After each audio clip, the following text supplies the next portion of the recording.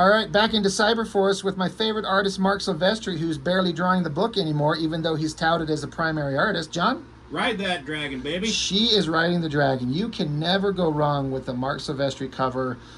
I mean, the dragon looks amazing. And look, I've talked often about how I can understand people's complaints about the over-sexualization of female characters. But there's certain times when I just don't fucking care. When Silvestri draws it, I mean, those boobs are the biggest, roundest, pointing off into opposite directions. The underlighting, the hips. I mean, it's so good. Yeah. What I like is how he did the hair on her with all the strands coming off, and like it's big and poofy kind of long hair. It's dynamic. Like you don't really see that in real life. But yeah, I really like how he did the hair. Yeah, and then you got the sword here. One of the things the things about the drawing itself that stand out most to me is, again, I always kind of feel like this is dumb when I point it out, but like drawing really good boobs that look like masses that are fitting appropriately on the body, but then this arm, the shoulder, and the muscular anatomy in this arm, and I like the hand holding the sword, and then the overdone coloring to show the glow on the sword. Those are the things that really stood out to me. But her whole figure, I just really like it. The dragon's certainly good. I'm glad he took this character and got her out of, like, he made her hair longer from her original, like, right, and took off that fucking stupid mask. I kind of didn't mind the mask, but I get, like, it doesn't need to be there. Yeah. So issue 12, the last one, issue 11, was the wrap-up to the Chris Claremont Huntsman story that Silvestri barely drew any of that last issue. And I was talking about, I think issues 12, 13, and 14 are the last 3 issues, I think. I don't think it's 15 as well. Where Silvestri's drawing Cyberforce. And there are some pages in these next 3 issues, this one and the following 2, where it's the best Cyberforce artwork that I've seen Silvestri ever do, in the era where he's drawing to kind of capture the Jim Lee vibe, which he said to himself, he changed his artwork to try and mimic Jim Lee's art style, and he doesn't like it. Oh, yeah. Like, Silvestri doesn't like what he did. But it's not my favorite version of him, but there are times when he draws some of the coolest stuff. You can tell when he really puts his heart into it. Now, this issue has very little of stuff that, one, it looks like he put his heart and soul into. There's a little. And then 2, he's got so many penciling backup assists, I just can't tell who's drawing what so many times. Cover's fantastic, though. Really quick, I was talking with some friends last night, and one of them is a ex-military guy. Travis? And, yeah. But he was talking with another guy about, and they were talking about this, like, potential cyber warfare that is going to come, into the world and stuff like that. And I'm like, ooh, we need to make, like, a military unit to combat that. It should be called Cyberforce. That's awesome. Like, there's a Space Force. We need a Cyberforce. Oh, and dude, it'd be fun if they're all like, that's a great name. You're like, I know, right? I know, right? We'll come up with names. You can be Stryker. Yeah. I can be Ripclaw. We need a really, really, really hot girl with long, dark hair to be Cyblade or whatever the fuck. So, I don't know that I'm too concerned about the story. It's written by Eric Silvestri, I guess his brother. Yeah. Never heard of an Eric Silvestri beyond him being listed in the credits of these early Cyberforce books. Yeah. Like a younger brother just, like, copying his older brother. I know, it's so fucking annoying. Different inkers, that's all fine, but pencil assist, David Finch and Michael Turner again. So where are Finch and Turner in this book? You think you'd be able to identify those guys? As they kind of came into themselves, that sounds dirty, they certainly developed a style that's very identifiable. But I think, if I had to guess, Silvestri would do, like, rough layouts. Here's the layout, now you guys go render it. So it has a Silvestri stink on it, and then a layer of slick shit over it of Finch or Turner. Yeah. Which is not bad. The books always look good, but I'm here for Silvestri. I think this first page, it feels like Silvestri. I think he typically, whenever he draws a book, he will always draw the first 3-4 pages, and then the rest of it is like, who the fuck knows? He's in there until he gets to the parts where he, like, I don't want to draw this, but oh, I will draw this. So some deep sea explorers find some holographic technological shit under the water, and they grab it, and then they bring it back to Cyberforce, and the world's most interesting character, Heatwave, and Cyblade are looking at it because whatever. Yeah. Las Máquinas de Muerta, the machines of death. There they are. And I guess there they are, and then the machine comes to life and smacks a guy in the face. That should kill him. All this happened really fast. It did. This is 3 pages, and we're introduced, and yeah. I think this is...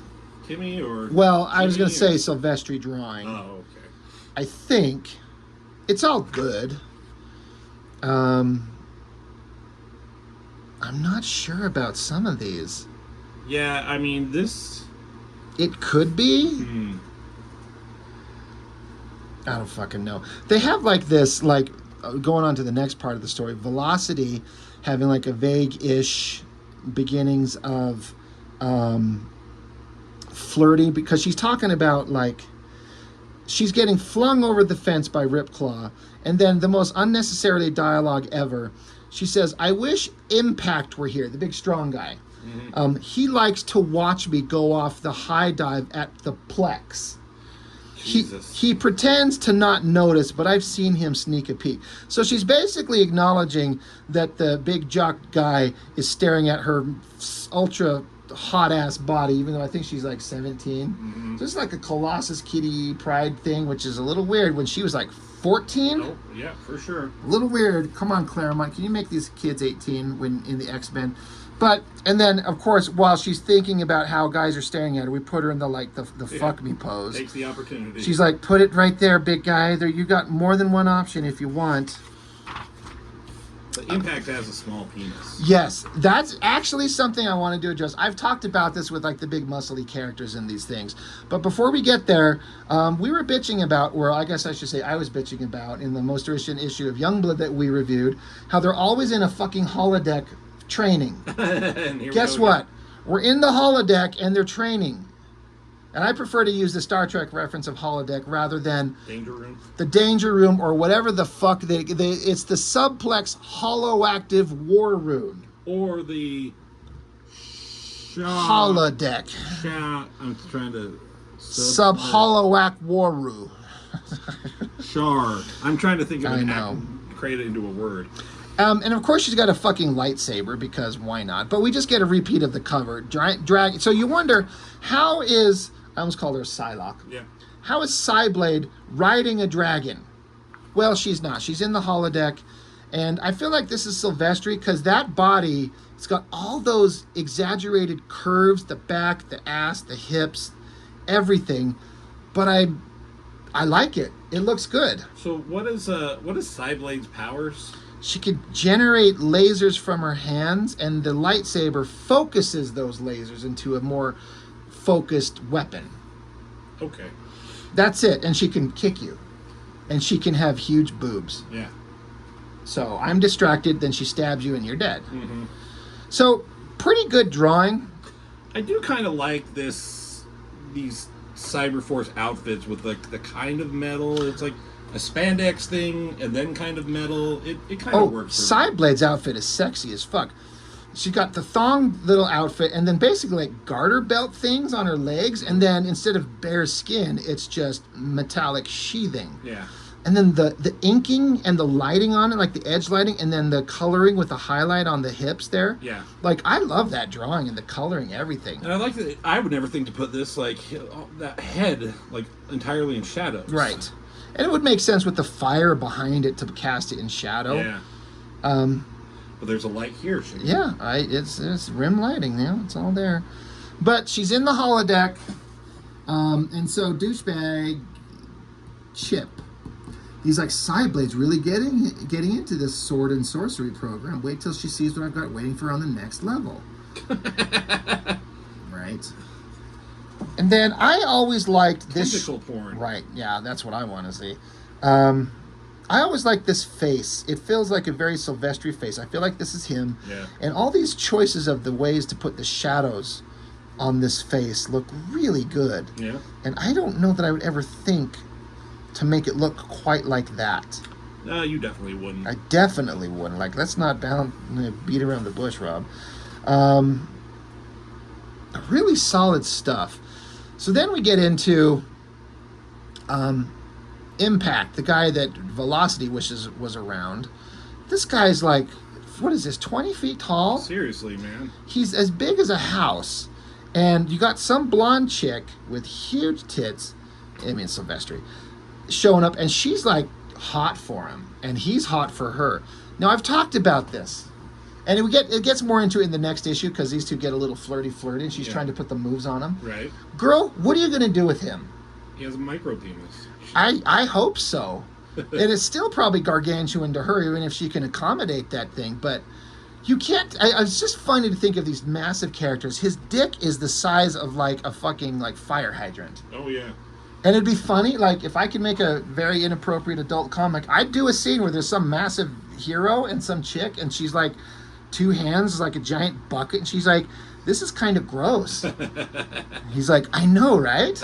Don't stop, but you got to go harder and faster." She's like, "I can't. I can't do anything with your giant cock." So he like, pushes her out of the way, and he's like, "I'll finish," and it just becomes gross. And then it just like dumps like on her like a shower. Gallons and gallons of fluid. We were talking about this earlier about like the cool nature mountain that scene. background scene. Because we did like the Youngblood, and like how you pointed out, like it's just a triangle Shapes on the mountains. We have it right here, right? Yes. Let's not describe. Show, don't tell. I'm a shower. I'm a shower. I'm a teller. Jesus. All right, look.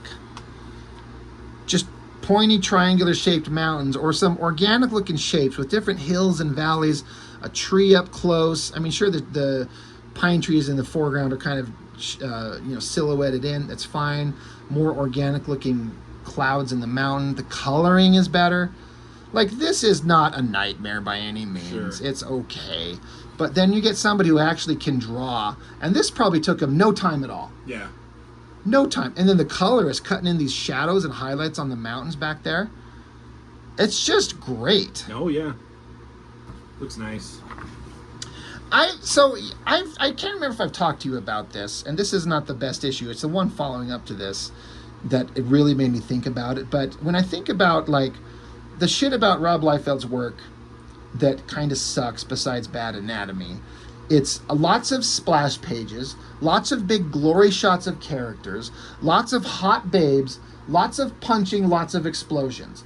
Everything I just described can be Marc Silvestri in Cyberforce. Uh-huh. Exactly word for word. Big muscly shots, hot babes, fights, punches, lasers, explosions. So they do the same thing. It's just the ability to draw. Mm-hmm. Actual musculars that twist and fold, actual backgrounds and proper perspectives. Yeah, because I mean, for sure. I mean, obviously, I don't think you bought these for the story. Like, there was a long time that we were just getting comics for the art. Oh yeah. You know, and that's all it was about. Yeah, and then sometimes you're kind of surprised when like a fun story happens to crop up, but it's not the one where Impact's getting like a big giant silver like erection and goes on a hike with Big Boob Girl. This is funny. Yeah. In perspective. Hold on. Yeah. We were talking about in this very issue where Stupid Badrock is signing an autograph. Now look at the size of the pen and the notepad in his hand. And then the size of the kids. Look at the scale. It is so fucking off. And Liefeld does not give a fuck. He cares about soapy troll cocks. But he does not talk about getting that right. We were talking about that pen should be the size of like a toothpick in my hand. And then it makes it fun and interesting. Yeah. That is a perfect example of Silvestri here putting a pair of binoculars in the hands of this giant guy, and they're these little tiny things. Yep. That's hilarious. Like, I love it. Yeah. This all feels like Silvestri so far. I don't feel like the hand of Turner or Finch. I mean, some of the faces kind of throw me off a little bit, yes. But it's like the naturalistic poses, like that natural kind of sway to her figure. Silvestri can do that. Turner eventually could. Finch, not quite so much in this era. I don't think that this is Silvestri, because I don't think he wants to draw the page of like the two kids sitting on a couch watching TV. This seems like Turner to me. Could be. Like, this watch seems like something I've seen kind of Turner draw. Again, maybe Silvestri did the layouts. Like, here's the basic layout side. Okay, here, off you guys go. Not bad. But the boring page, right? There's no hot babes. There's no monsters. Anthony Wynn. This guy went on to be, like, the best Silvestri clone. Oh, yeah. As he kind of progressed. He ended up drawing Wolverine, I think, and it looked like old school Dan Green Inks era Silvestri, to my mind. I'll have to dig him out and see if I still think that, looking at it way after the fact.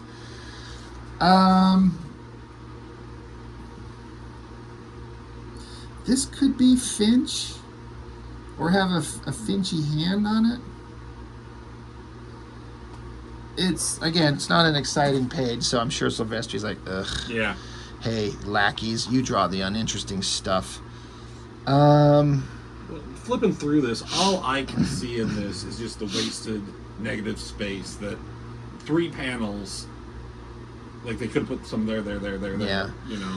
I know what you're saying, and there have been times where it bugs me. This one doesn't so much, but I'm kind of looking at this wild, like, border. In fact, I was drawing a page just recently, just barely, where I was trying to do the same kind of rough border, and it's a little trickier than you'd think. And then more big cybernetic bad guys. They're like, mon Dieu, ce sont des hommes mécaniques. This is French, so I'm sure I butchered the ever-living fuck out of that. But Cyblade, she's French. Oh, that's right. French ancestry. So, I think this is a Silvestri page. I think all the Cyblade stuff is. Probably. So then suddenly she's just jumping through the air. Oh my god.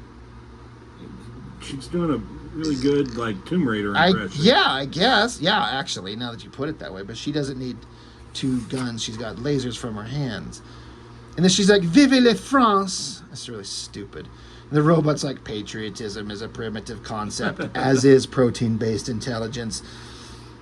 Resistance is futile.